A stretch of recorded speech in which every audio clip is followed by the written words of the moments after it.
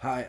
I think the two biggest things which I have learned and have impacted me as a coach would be first the whole budget and understanding a team's budget and a school's budget and trying to master um, spreading the money across a team. You know, as an athletic administrator, I think it's really interesting to see how much money there's needed and how much money is actually given, and all the other formulas in which you have to come up with money as a program and as a school.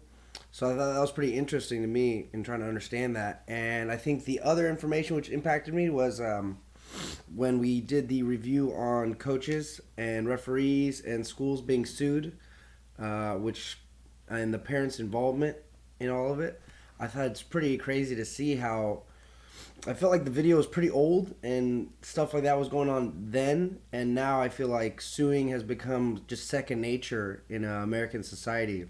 And I think it's a shame, and I think it's a shame that coaches and refs and all these people have to be worried about being sued when what they're trying to do is they're trying to help children. They're trying to help kids mature as athletes and as people. Because I feel like as a coach, that's really what you're trying to do. You're trying to make your players better, and so I think the application of this knowledge, in the sense of budgeting, will have to come down to understanding what are the necessities for programs and what are kind of extras, and make sure that all funding for extras is done secondary, and all the everything that is paid for is a necessity for the program. So I think that's the biggest way in which you have to deal with that.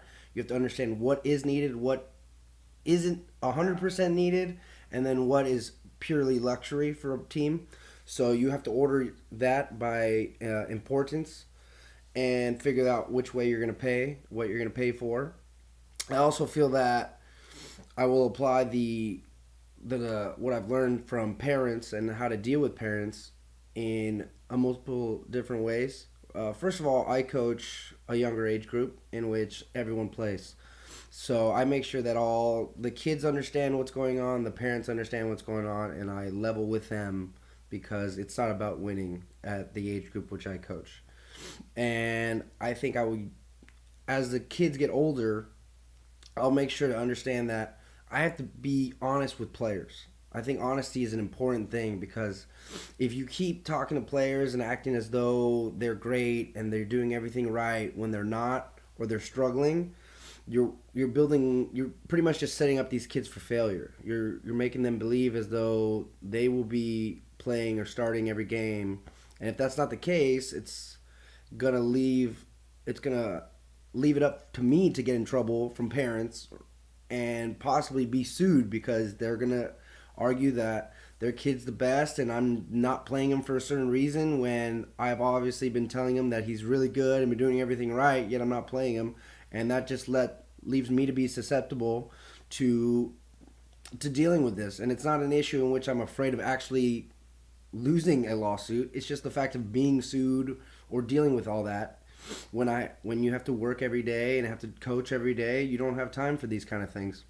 So I really think as the older you get, it's just about being honest with players and being honest with parents, letting the parents understand what's going on, showing them that I'm knowledgeable in the field that I'm coaching, and I know what I'm talking about, and I know what I'm looking for, and I know what I expect from a team. So in that sense, it's just really important to be upfront with both parties so they know and they're not left in the dark. And that is going to make everything easier, not only for myself, but for them. So I think that's the best way to use that. That's it. Thank you.